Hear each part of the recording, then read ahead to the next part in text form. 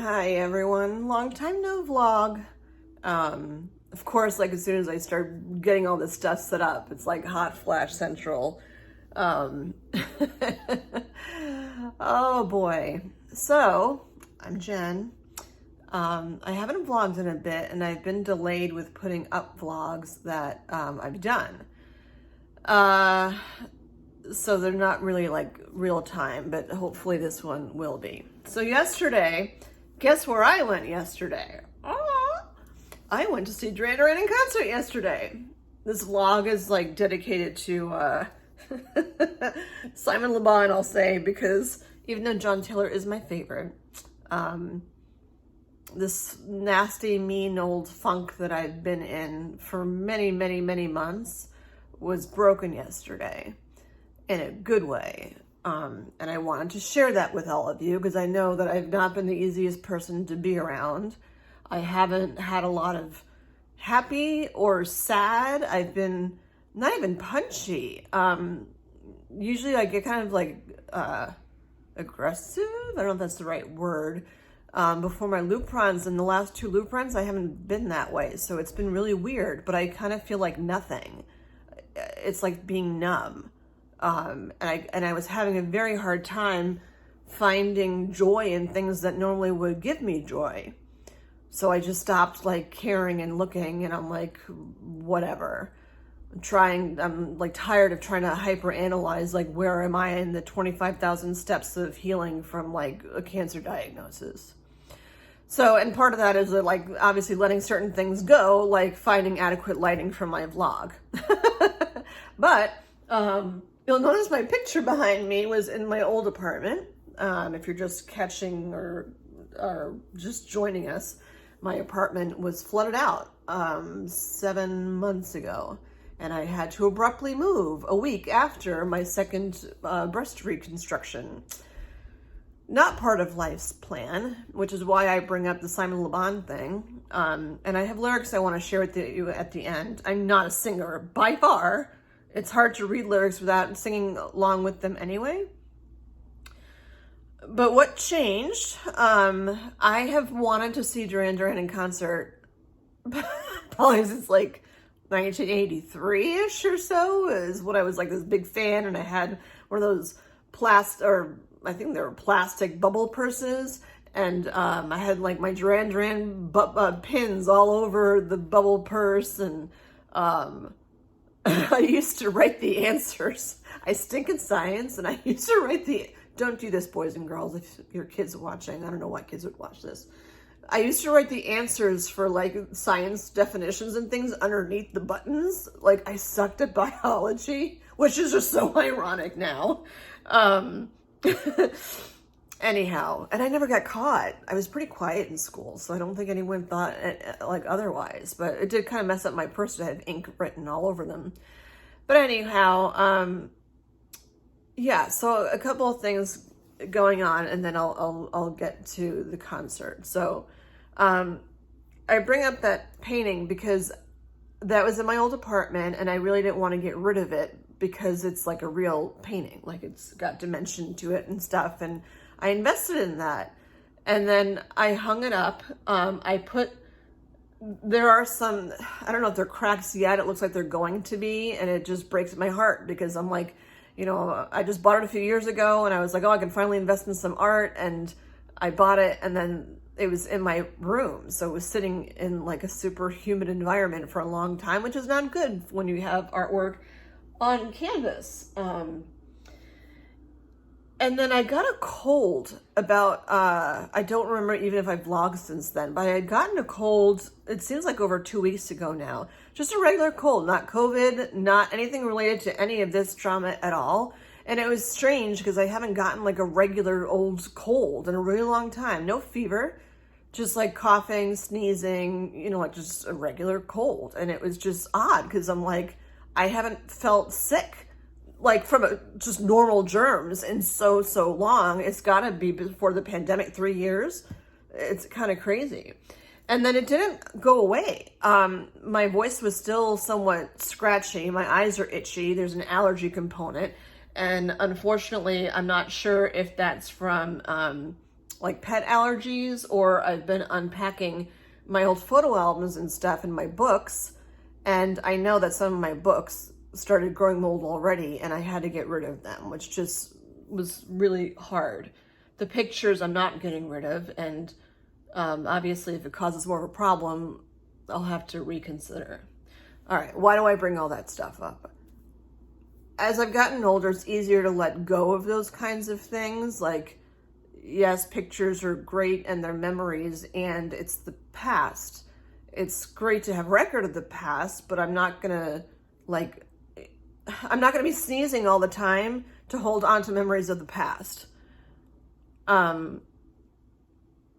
And with the 2-year, like, where are we now? We're in the beginning of September. So I'm like 2 years and a month out from my 2 years and a month out from my double mastectomy. And in that time, there are 3 people that I consider to be close with that have been diagnosed with breast cancer too. One of them is like right when I did a vlog on it early on. It was like almost right when I was diagnosed, she reached out, and it was kind of weird. Our paths were different with treatments, as like everyone's really are. And then another friend of mine, we all grew up in the same town. She got diagnosed, and I wanted to be there to help her. And it was just strange because I'm like, it's me and my 2 classmates, and like, what the hell? Like, it was just so odd. And what struck me the most, I found out that someone that I work alongside was diagnosed, and she's young.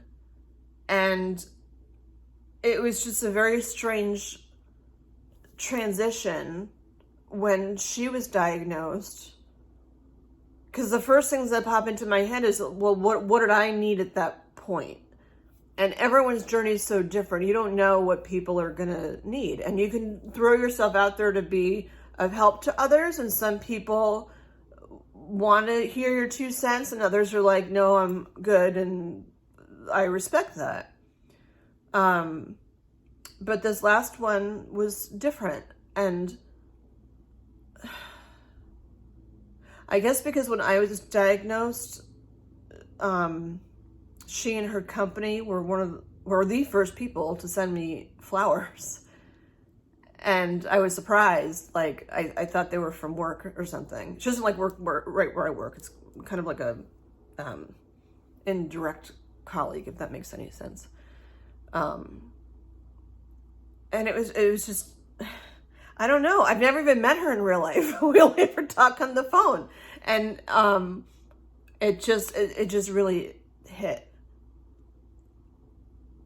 Maybe because the questions that she had, or the feelings that she had expressed to me, I could hear myself in what she was saying. And I'm like, damn, like, I don't want someone else to feel that way. So I feel very like nurturing, want to help with everything, while respecting that, again, not everyone always wants your help. So I ask. And it does tie in with the Duran thing. Lyric-wise, out of all the songs, and I know many of them, I sang all night last night. Holy cow, my throat's really sore.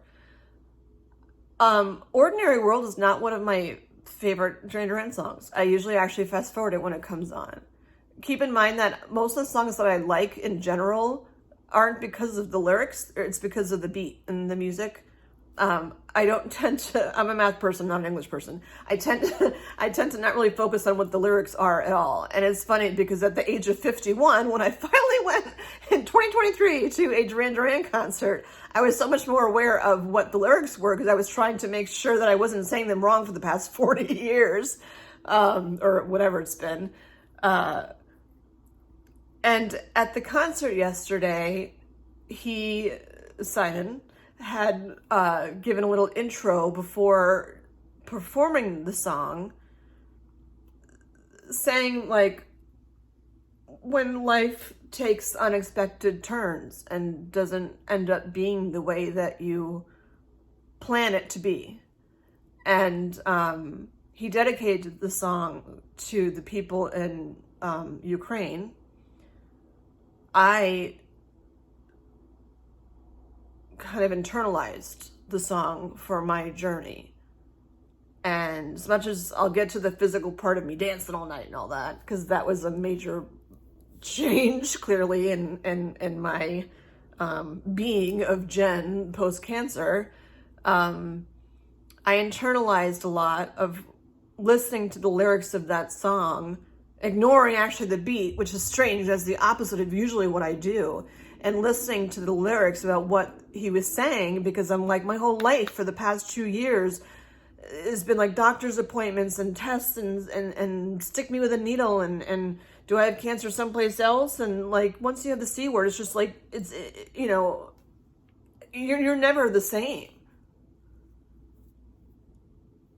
And while I continue with the appointments with the oncology psychologist and, still talk to people that are survivors and do all the right things, I wasn't able to use those strategies that I'd been using to get myself out of that funk. And I'm like, well, maybe it's just meant to be a longer funk than I thought. What do I know? I've never done this before.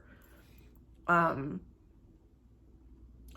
what I wanted to do was read you, not all of them, I'll fast forward a stanza or whatever they're called, and read you the lyrics for Ordinary World. I think that's a copyright infringement. I could try to sing it, but I don't think I sing well enough that it will even pop up as a copyright infringement. Oh, and if it did, it would be 2, because I had one for the Twisted Sister thing. So I'll try to say it as much as I can without singing it in the bizarro event that it gets flagged. And then I want to, after that, talk more about the concert, the physicality of what I was doing. Might also shout out like we're buds, to Nile Rodgers, who was one of the openers at the concert. So yeah, so these are, and you can Google them, these are the lyrics for Ordinary World from Duran and how they impact where I am, and I'm sure many other people are, in the process of the craziness that happens after you've had breast cancer, you've had your surgeries, your treatments, you're still going through treatments, whatever, and everyone's like, okay, things are settling down now. It's been 2 years, just go back to life. And you're like, I can't just go back to life. I don't have the same body that I used to have. It was not part of the plan. It was definitely not part of the plan. I never thought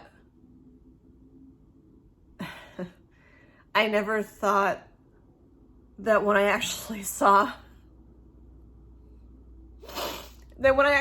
Duran in concert,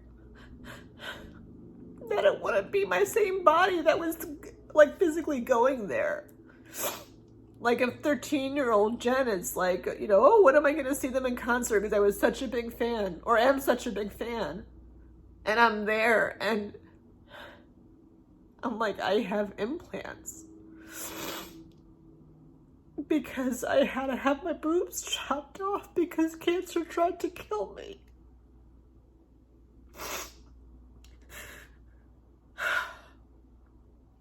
And I'll change the order because I wasn't expecting on crying. And the reason I bring up the Nile Rodgers thing was because he opened, and they were doing all this awesome, like, 70s retro disco stuff with Chic, and at one point, it was flashing on there to jump. Like, jump, jump, jump. And I'm like, I've literally jumped once since I've had my surgery. And that was in the fitting room when I went for my bra fitting at the mastectomy or post-mastectomy boutique. because I tried on a sports bra. In hindsight, I should have worn a sports bra to the concert. I didn't think I would be on my feet dancing the whole time. Even though that's what like old Jen would have done. But Mel Rogers or whoever produced the, that show, that part of the show, it was flashing, jump, jump, jump. And my adrenaline was just nuts anyway, just from being there. And I'm like, I'm going to get up. And I'm going to jump. Not like jump crazy jump, but jump-ish. So I got up and I jumped and I jumped and I jumped. Every time I said to jump, I jumped. And then I didn't really sit much down after that for the rest of the concert. Couple times, but mostly not, because it was such a celebration of life and movement for me. All right, hold that nugget. Let's rewind. Lyrics. Now that I can't see because my eyes are like, ah.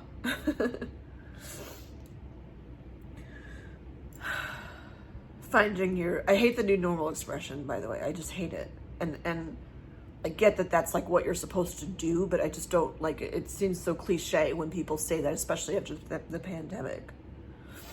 Finding my new ordinary world is Duran like, and just hits home way more than just saying find your new normal after your breast cancer diagnosis. Okay, so what has happened to it all? Crazy, some say. Where is the life that I recognize? Gone away. But I won't cry for yesterday, even though I'm crying. There's an ordinary world somehow I have to find. And as I try to make my way to the ordinary world, I will learn to survive. Passion or coincidence once prompted you to say, pride will tear us both apart. Well, now pride's gone out the window. Out the window. Cross the rooftops, run away. Left me in the vacuum of my heart. What is happening to me? Crazy, some would say. Where is my friend when I need you most? Gone away. But I won't cry for yesterday. There's an ordinary world somehow I have to find. And as I try to make my way to the ordinary world, I will learn to survive. And there's ooh-oohs and ah-ahs.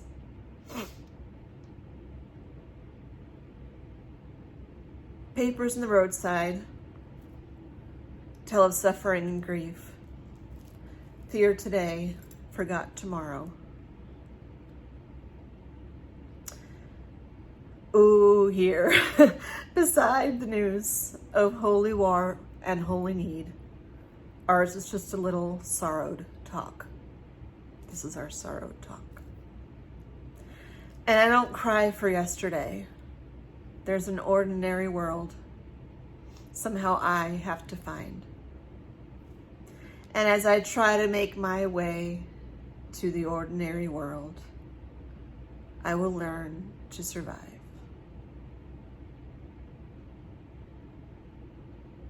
If you know that song, I'm sure you're singing in your head right now.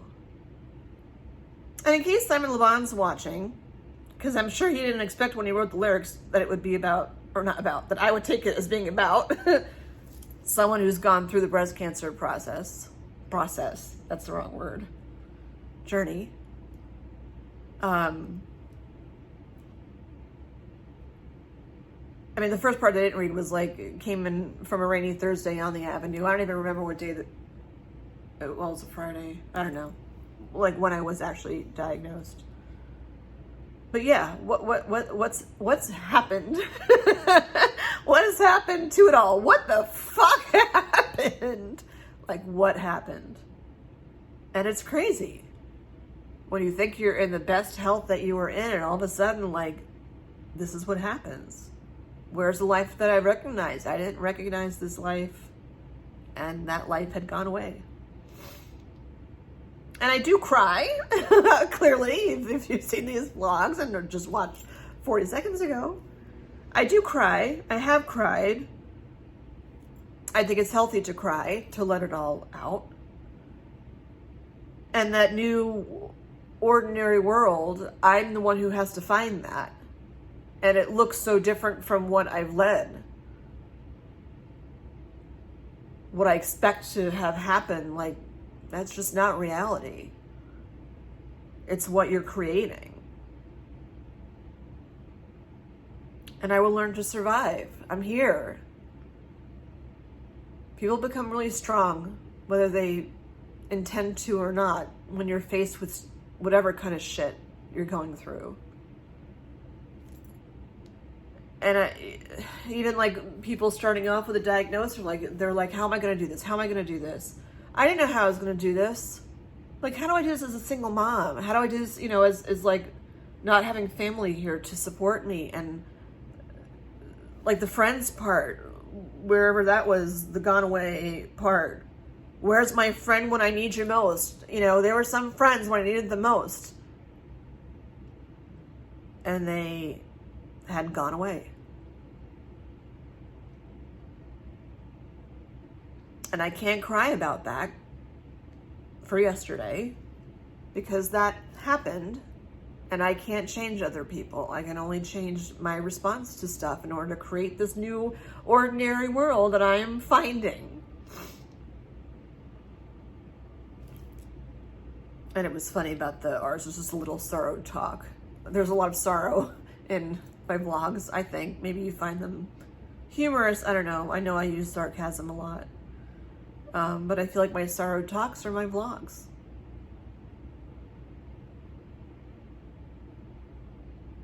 So that song really hit home. And then at the end, he's like, every world is my world. Any world is my world. That doesn't really strike a chord as much. But,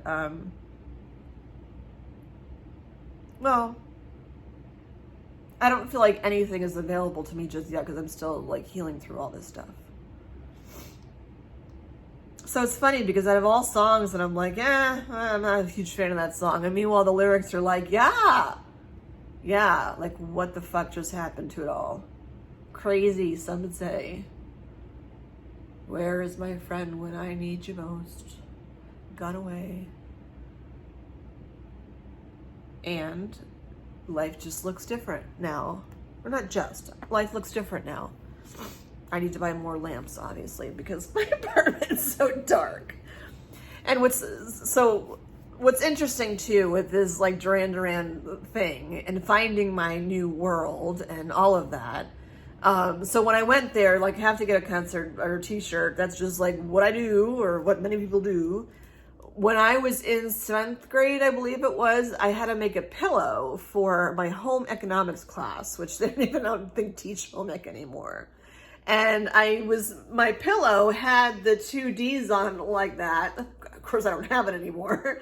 Like that. And I remember, like, I went to Germany with my mom, because my family's all from Germany, and I was working on finishing sewing the pillow that looked like this. So when I saw this, I was like, oh, I have to get it. And then, of course, she says, what size? And, like, old Jen is like, oh, I'll take a large because my boobs are big. I need a large. And now I'm like, oh, I have to put it up against me because I don't want it to be too tight because I've gained all that weight, and my boobs are, my cup size is smaller than what it was before, even though the number around me is bigger. So they don't really look that much different than my old ones, like, in how much it would fill it. Like, my bras don't look really that much smaller than my old bras, even though the cup size is different. You can't, like, kind of equate the two. So my only concern with the shirt was, like, I don't want to put on a shirt and not feel good. So I took the XL, and, like, if you didn't know, you hold a shirt up against yourself, and the seams are, like, right on the side, on left and right where they should be, that it fits. And I'm like, well, what if it shrinks? I don't want to not be able to wear the shirt. So I asked for a double XL, and like, I mean, you can see the sleeves are pretty long, but I just wanted to feel comfortable in it.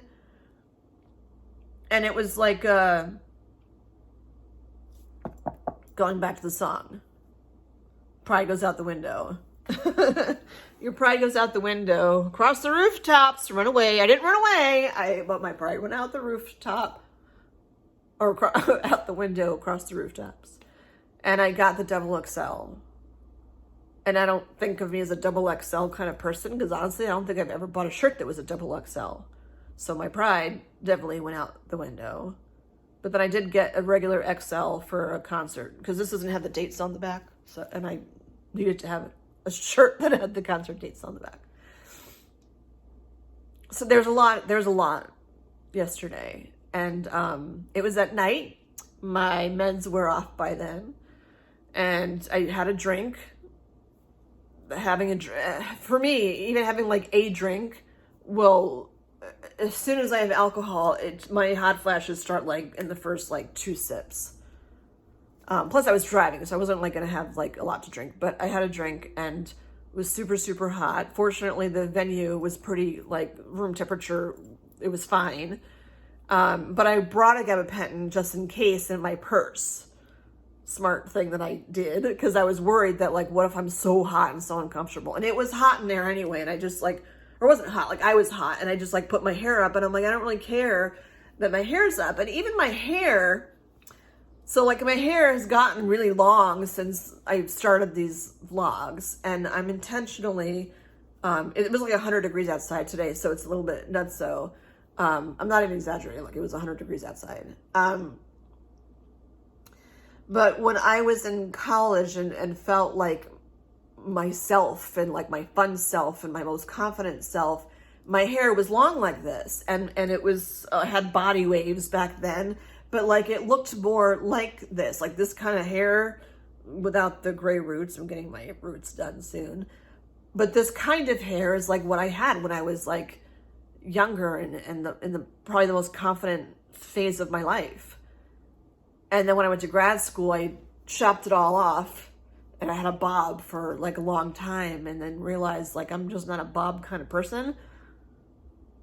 I had it cut into, not a bob, but pretty short before my surgery, because I thought it like I would need to do that to keep it out of the way. I don't know if it really mattered at all. But now that hopefully my surgeries are over, I'm just like letting it grow, and it makes me feel more like me, because through all this shit, like, if there's one thing I can control, fortunately, it's my hair. Like, I didn't need to have chemo.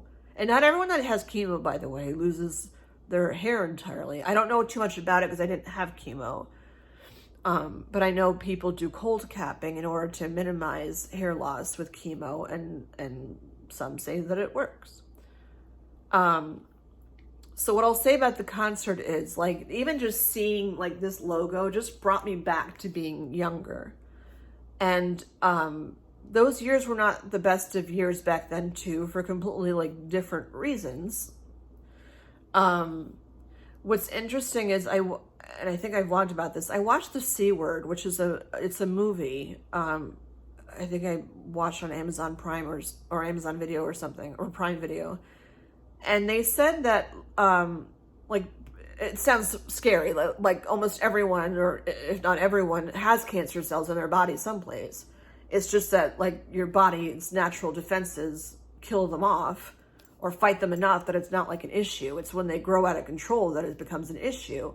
But that, like, you could have cancer cells in your body starting at, like, 14, because that's like when your hormones are all like, you know? So it's strange to think that like this could have been brewing for however long. And that's, you know, it's not like there's something wrong with you. It's just like, that's just how it works. That's just how cancer is, which is why it's so hard to get a cure. Part of why it's so hard to find a cure for it, because they're just cells that exist. So I think of myself as being 14 and like where I was, and life wasn't so great at 14 for me.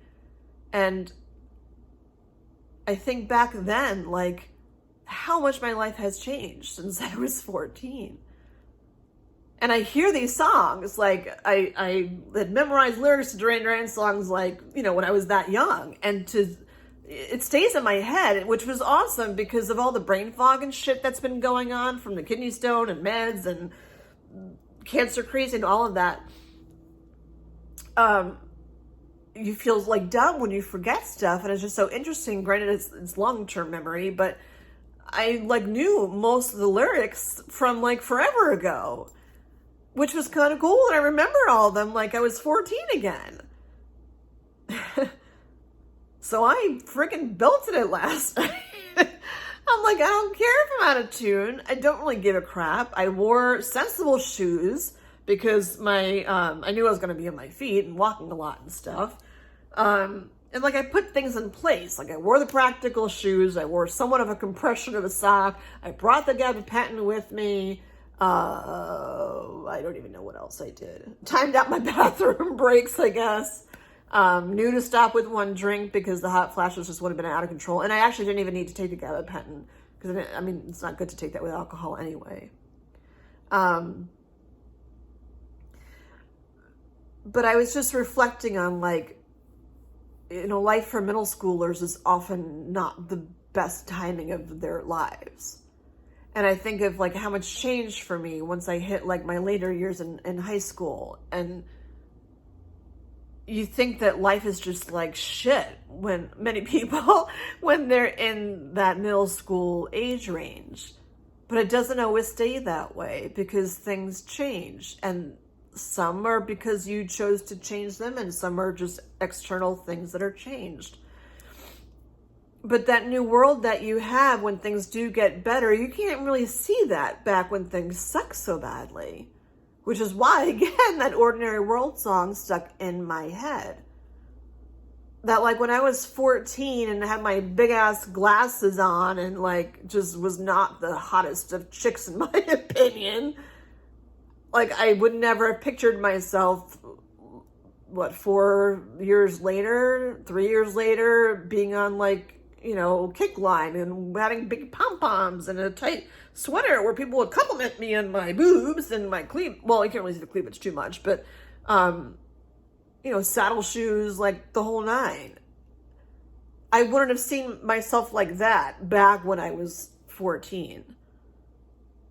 And then I get to my college years, which, were like the most fun years, you know, when you're like, don't have a care in the world, you don't got rent to pay, you know, you're just like having fun, hanging with your friends, whatever. And my way of having control is to like have my hair look like what it used to look like back then. So like it's been 2 years, which seems like a long time, and it's really, really not. And when Nile Rodgers had it up there or whoever to start jumping, like I jumped. I'm like, what's going to happen? I'm not going to break something. And if I do, I'll just have to have another surgery and like, whatever, I could do it. I've done it twice before. I can do it again.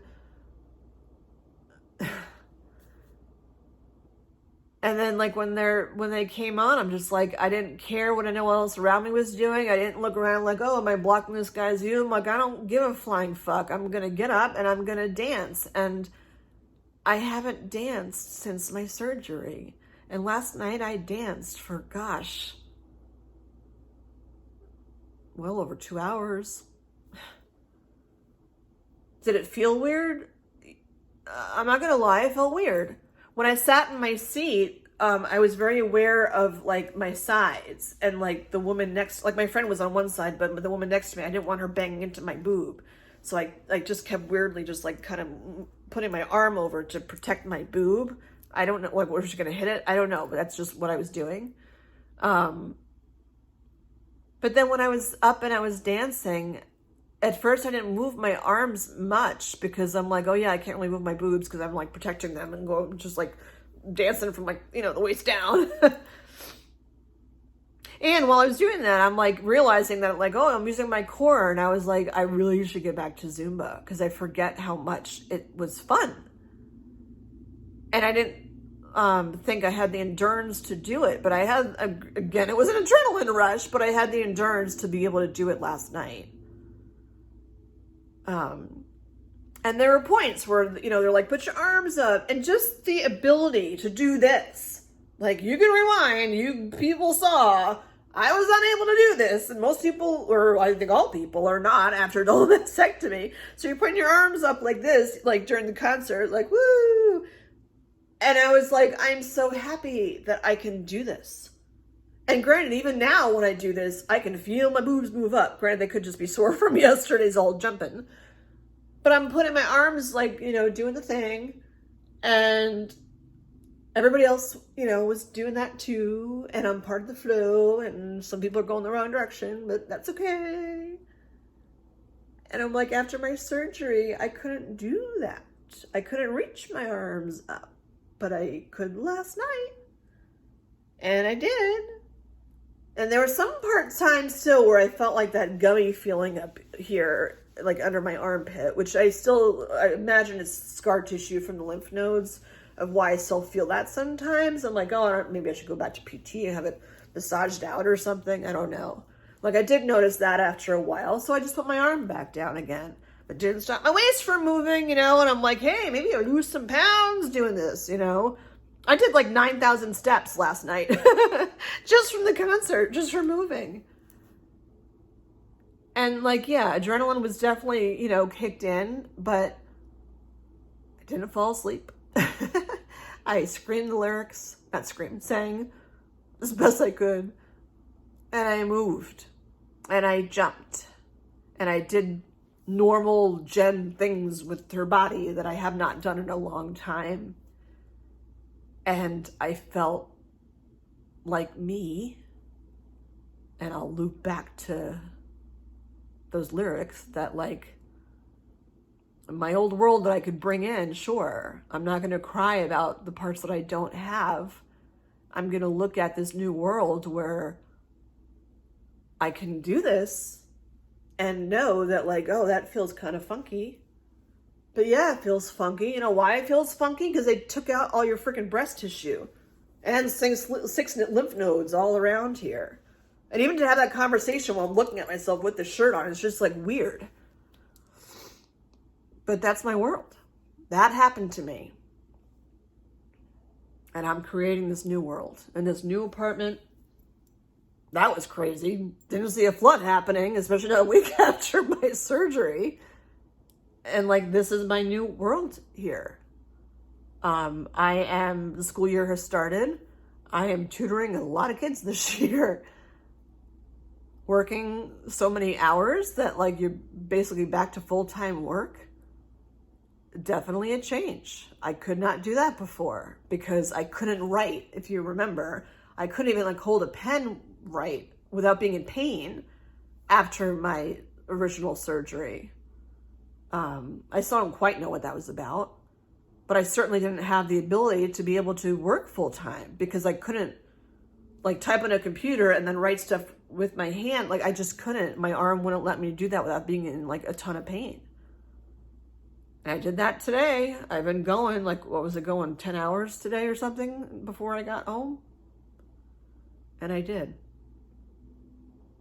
So I'm going to close up shop because I'm super thirsty.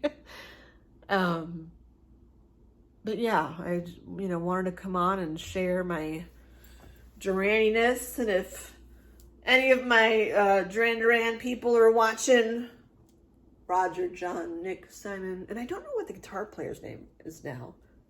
Sad too, because Andy Taylor has stage 4 prostate cancer. And like, it's interesting because Lupron is given mostly as a treatment for prostate cancer. I have an ultrasound tomorrow to check out stuff in my uterine ovary area, and if I get the thumbs up, which I assume that I will, I will have 2 more Luprons and then be done. Let's see what happens. So we'll see. Every day is something new as I create this ordinary world that I had to find. All right. Have a great night, everyone, or morning, or whatever it is. And my 2 cents of advice, like wherever you are, it's not just about breast cancer, like wherever you are right now, if you feel stuck or frustrated or sad or resigned or whatever, be kind to yourself and have patience with yourself. Every day you are evolving. Even if you think that like 1 step forward, 2 steps back, you are still evolving. And while it might not look exactly like you thought it was going to look, throw the expectations out the window and give yourself some grace for where you are now. I would start to sing. I feel like I should go into sing. It's a song. To sing to song. I guess what I'll guide you to do is listen to Ordinary World. You know, look it up on whatever and listen to it. And it's kind of a mantra to things changing. Yeah. All right. Till next time.